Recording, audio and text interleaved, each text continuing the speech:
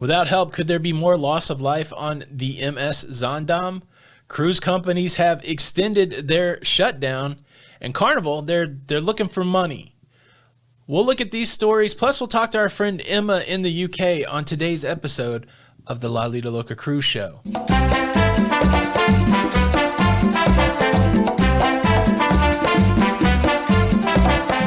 Hey, what's up, everybody? Welcome back to the Lido Loca Cruise Show. I'm your host. If you enjoy that cruising content on the daily, please consider subscribing with the notification bell on.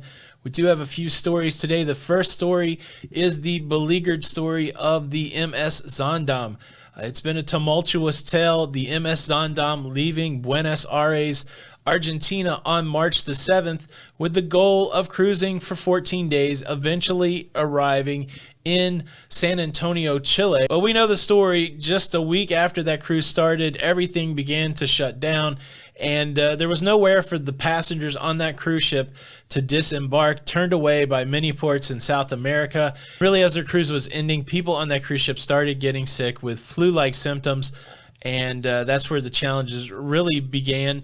Tests revealed that there were positive cases of the virus on the Zaandam. Holland America sending the MS Rotterdam over to rendezvous with the Zaandam.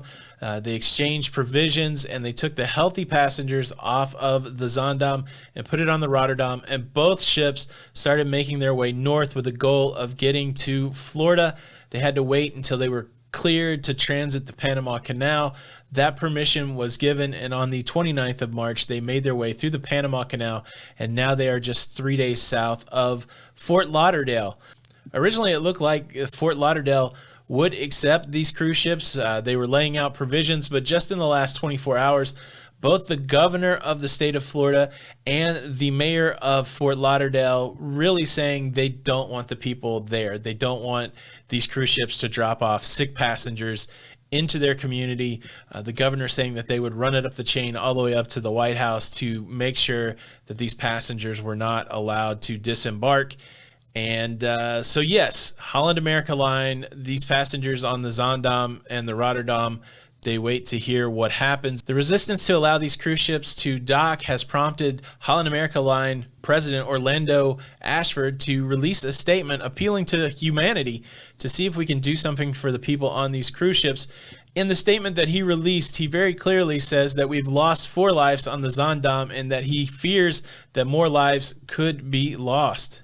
He's concerned that in this crisis, he sees a not my problem mentality taking shape and a complete disregard for the fact that there are human lives on these cruise ships. He mentions that when this cruise left on March the 7th, the world in North and South America looked a little bit different. Ports were still open, the travel bans were not in place, and everything hadn't started shutting down. And to blame the cruise line, to blame the passengers for their current situation seems very not compassionate in his opinion. He mentions that when people first started getting sick on the cruise ship, he wanted to medevac those people to the nearest shoreside medical facilities, and he was denied. People left on the cruise ship that normally would have been medevaced off for help, and he points out that the cruise ship's not completely equipped to handle the medical concerns that they have currently. He also notes that countries have asked for their citizens to return home from travel, and these are the very people that are on the cruise ship that need to get home. I find this story super challenging because just in my heart, my first response is, look, get these people off the cruise ship. Get them somewhere where they can receive the treatment that they need and take care of them. I feel like that is the right thing to do, regardless of who's right, who's wrong in this situation. Should the cruise line have been cruising? Should people have jumped on the cruise ship? Now is it nobody's problem? Is that where we're at in society where, you make the wrong move, nobody will help you anymore? I hope we're not there yet. I really hope we're not there yet. It's crazy. Like 2 months ago, people were calling this thing a hoax, not to worry about it. And now people are so turned inward that they don't have the ability to help people that are in serious circumstances. I'm not sure how it'll play out. We'll continue to watch it, and hopefully there will be someplace for the people that are on the MS Zaandam, on the MS Rotterdam, to disembark and make their way home. Of course, the big headline yesterday, many cruise lines extending the voluntary shutdown into May. Here's a rundown of the major cruise lines and their schedule. Carnival Cruise Line shutting all cruises down through May the 11th. Royal Caribbean likewise shutting down all of their cruises through May the 11th. Norwegian Cruise Line shutting down all their cruises through May the 10th. MSC has canceled all of their cruises through May the 29th. Holland America canceling all of their cruises until May the 14th. And Disney Cruise Line has all of their cruises canceled until April the 28th. For the most part, these are just 30-day extensions to the original deadlines that these cruise lines set forth. I do believe it's going to be like this, that incremental 30-day at a time moving of the suspension. I would be super surprised if cruises went off in May. If you look at what's gone on in the world, how other countries are coming back from this virus, this time window does seem very short.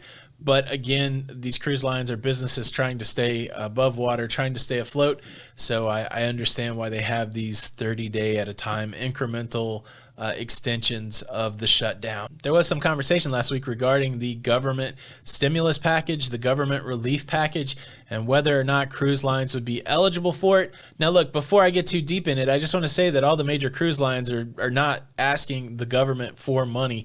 That has been their public stance. You may be saying, well, why is a company in the face of a program that allows help to companies that are struggling, why are they defiantly saying, we're not looking for any government money?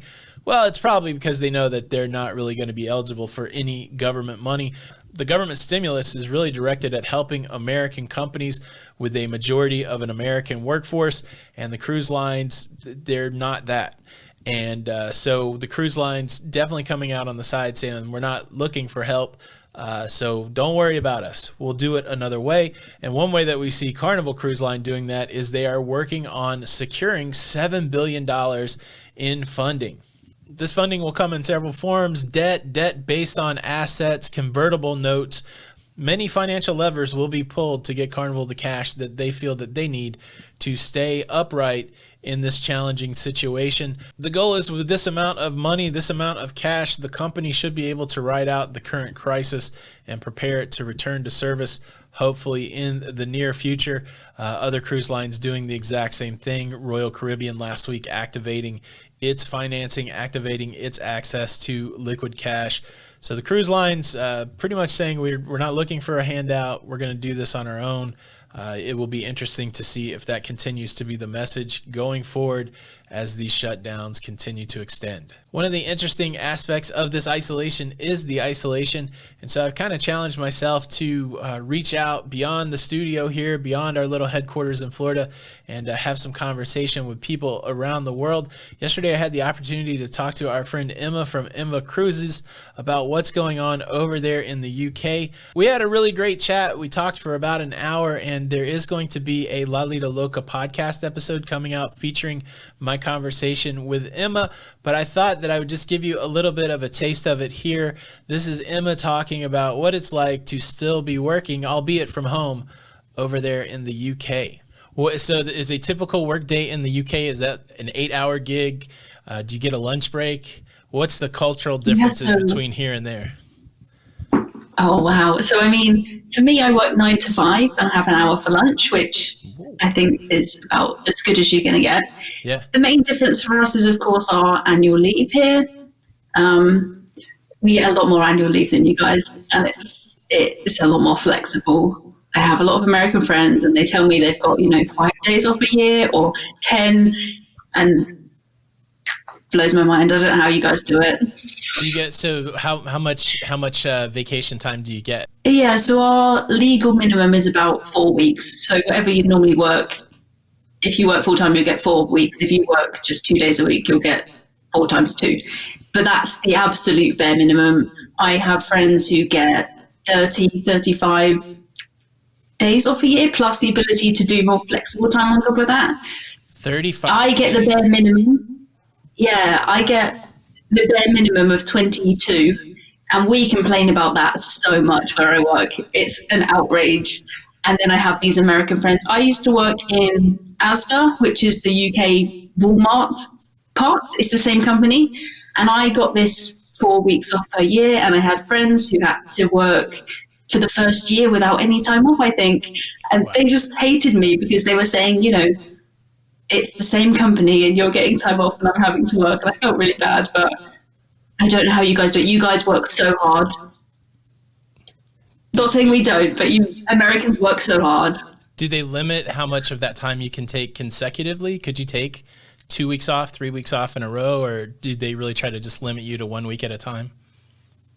2 weeks is completely fine. For me, I've had over 2 weeks at a time, but you just have to get more kind of senior approval that it's not going to mess up anything else. But 2 weeks is fine, pretty common. Everyone tends to have, a 2 week holiday and then maybe a week and then a few odd days. That's pretty standard for us. Awesome. And a great conversation with Emma. If you want to see the whole thing, make sure you subscribe to the Lido Loca podcast channel. And if you'd love to hear it, follow the Lido Loca Cruise podcast on Apple, iTunes, Google Play, anywhere that you get your podcast. Well, that's what's going on. A busy Tuesday. Join us right here, 9 p.m. tonight for a live version of the show with my lovely wife, Jenny. We'll be talking cruising. That's tonight, Tuesday, 9 p.m. Eastern. Every Tuesday night, 9 p.m. Eastern. Hope you guys are doing great out there. Thank you so much for stopping by. This is Tony with the Lido Loca Cruise Show. And until the next time, we'll see you on the Lido. Bye.